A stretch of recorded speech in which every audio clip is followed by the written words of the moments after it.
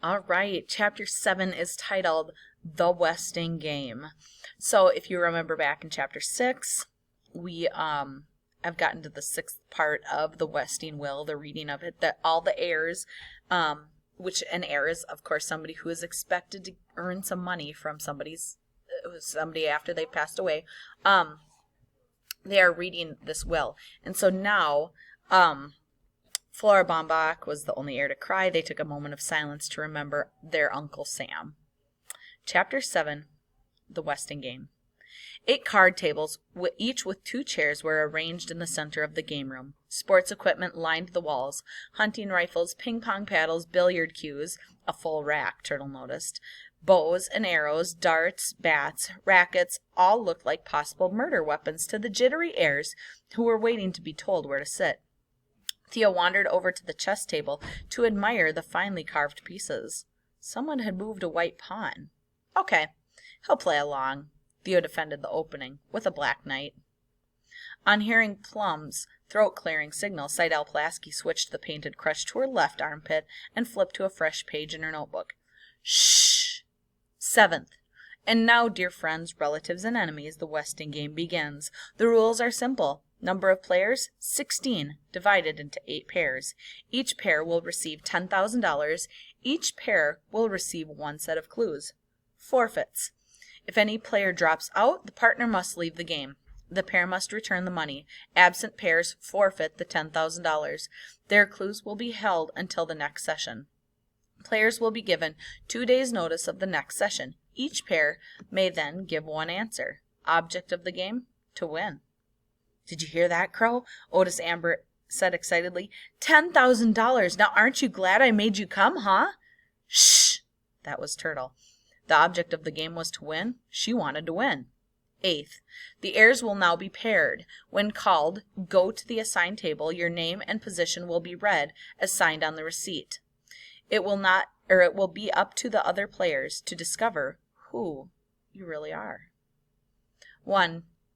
Madame Sun Lin Hu, cook, Jake Wexler, standing or sitting when not lying down. Okay, pause. When it says Madame Sun Lin Hu, cook, a position is what they had them write after he had them sign, and so the position means kind of like your job, and so she put cook, and Jake Wexler was trying to be funny. So he said his position, like his physical position, was standing or sitting when not lying down. We know that is not his job. So he's kind of being funny. So Grace Wexler did not understand her husband's joke about position. Mr. Hu did, but was in no mood for humor. $10,000 was at stake. Both pleaded for their absent spouses. Emergency operation! My wife doesn't even speak English. To no avail. Table 1 remained empty and moneyless. Turtle Wexler, witch. Flora Baumbach, dressmaker. Sighs of relief greeted the naming of Turtle's partner, but Flora Baumbach seemed pleased to be paired with the kicking witch. At least her face was still puckered in that elfin grin. Turtle had hoped to be one of the high school seniors, especially Doug Hu. 3. Christos Theodorkus, birdwatcher. D. Denton Deer, intern, St. Joseph's Hospital, Department of Plastic Surgery. Theo protested. He and his brother should be paired together. Chris was his responsibility. Mrs. Wexler protested. Dr. D should be paired with his bride-to-be. D. Denton Deer protested, but silently. If this had been arranged for free medical advice, they, whoever they are, were mistaken. He was a busy man. He was a doctor, not a nursemaid. But Chris was delighted to be part of the outside world. He would tell the intern about the person who limped into the Westing house. Maybe that was the murderer, unless his partner was the murderer. This was really exciting, even better than television. Chapter 4, Alexander McSuthers, doorman, J.J. Ford, Judge, Appellate Division of State Supreme Court. The heirs watched the jaunty doorman pull out the chair for the judge. It had never occurred to them that Sandy was a nickname for Alexander, but that couldn't be what Sam Westing meant by, it will be up to the other players to discover who you really are. Or could it? The judge did not return the chip-toothed smile, doorman. he calls himself, and the others had signed something simple too: cook, dressmaker. The podiatrist even made fun of his position. She must seem as pompous as that intern, putting on airs with that title. Well, she would have worked hard to get, she had worked hard to get where she was. Why shouldn't she be proud of it? She was no token. Her record was faultless. Watch it, Josie Joe. Westing's getting to you already, and the game has barely begun. 5. Grace Windsor Wexler, heiress. James Shinhu, restaurateur. Grace Windsor Wexler ignored the snickers. If she was not the heiress now, she would be soon. What with her clues, Angela's clues, Turtle's clues, Denton's clues, and the clues of Mr. Who's obedient son, $5,000 lost? Oh well, who needs Jake anyway? She'd win on her own. You'll be happy to know that Mr. Westing was really my Uncle Sam, she whispered to her partner. So what? Thought Mr. Who. $5,000 lost. He should have told his wife about this meeting, dragged her along. Sam Westing, the louse, has cheated him again. Whoever killed him deserves a medal. 6. Berthy Erica Crow, Good Salvation Soup Kitchen. Otis Amber, deliverer. The delivery boy danced a merry jig, but Crow, her sore foot squeezed back into her tight shoe, headed for table 6 with a grim face. Why were they watching her? Did they think she killed Wendy? Could the guilty know her guilt? Repent! Crow limps, Chris Theodorkus noted. 7. Theo Theodorkus, brother. Doug Who, first in all-state high school mile run. They slapped hands and Doug jogged to table 7. Theo moved more slowly, passing the chessboard. He saw that White had made a second move. He countered with a black pawn. Maybe he should not have written brother. But, like it or not, that was his position in life. Chris was smiling at him in pure sweetness, which made Theo feel even guiltier about his resentment. I guess that makes us partners, Miss Pulaski, Angela said. Pardon me, did you say something? 8. Seidel Pulaski, secretary to the president. Angela Wexler? None. Angela stepped tentatively behind the secretary, not knowing whether to ignore her disability or take her arm. At least her crippled partner could not be the murderer. But it was embarrassing to be paired with such a... No, she shouldn't feel that way. It was her mother who was upset. She could feel the indignant anger without having to look at Grace. Her perfect daughter was paired with a freak. What good luck, the hobbling Seidel Pulaski thought. Now she would really be noticed with such a pretty young thing for a partner. They might even invite her to the wedding. She'd paint a crutch white with those little pink nosegays. Denton Deer was troubled.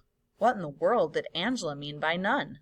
Okay, this N-U-N is a Catholic nun, and Catholic nuns do not get married. So Denton Deer heard them say Angela Wexler nun, and she wrote nun like she didn't have a position.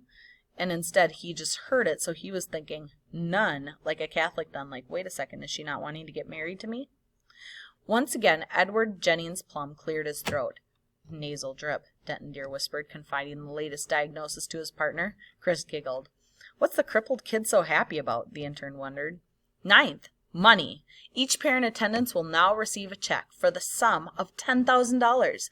The check cannot be cashed without the signatures of both partners. Spend it wisely or go for broke. May God thy gold refine. A piercing shriek suddenly reminded the Westing heirs of murder. While passing out checks, the lawyer had stepped on Crow's sore foot. Is this legal, Judge? Sandy asked. It's not only illegal, Mr. McSuthers, Judge Ford replied, signing her name to it, the check and handing it to the doorman. It is a shrewd way to keep everyone playing the game. 10th, each pair in attendance will now receive an envelope containing a set of clues. No two sets of clues are alike. It is not what you have, it's what you don't have that counts. Placing the last of the envelopes on table 8, the young lawyer smiled at Angela. Seidel Pulaski smiled back. This makes no sense, Denton Deer complained. 4 clues typed on cut squares of Westing super-strength paper towels lay on the table before him.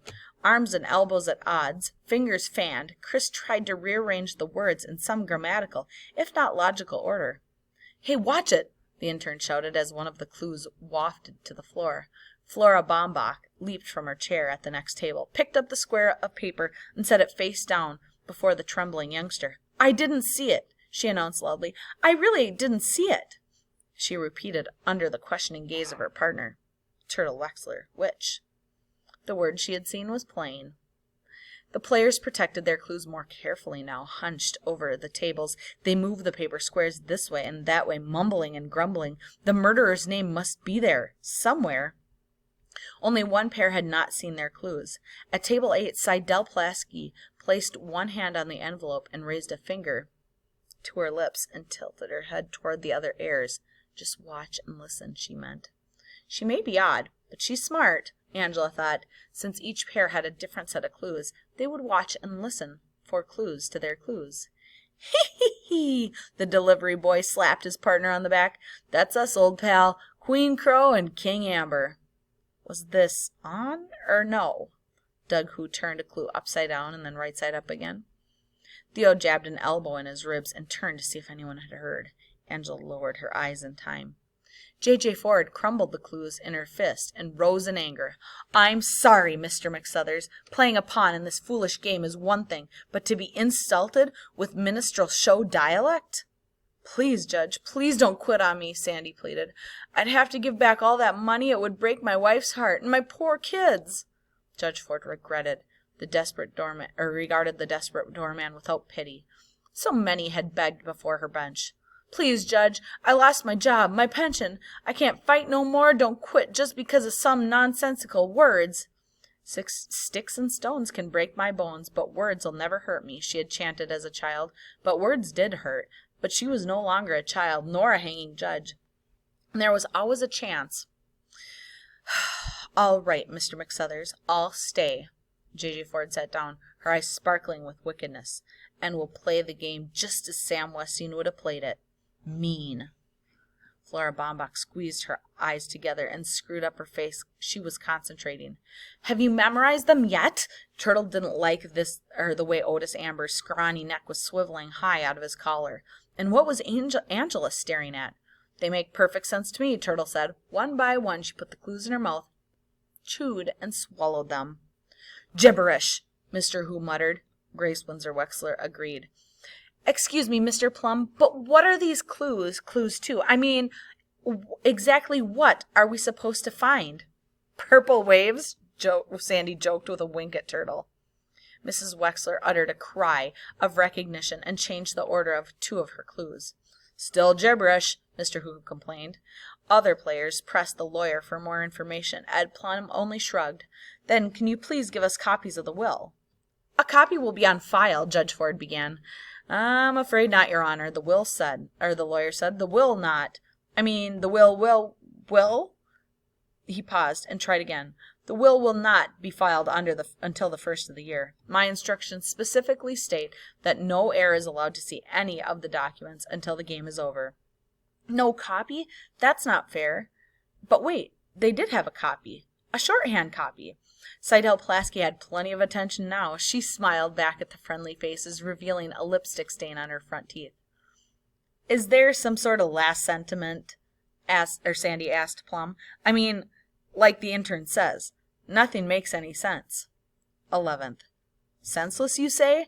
Death is senseless, yet makes way for the living. Life, too, is senseless, unless you know who you are, what you want, and which way the wind blows. So on with the game. The solution is simple. If you know whom you are looking for, but heirs beware, be aware. Some are not who they say they are, and some are not who they seem to be. Whoever you are, it's time to go home. God bless you all, and remember this, buy Westing Paper Products.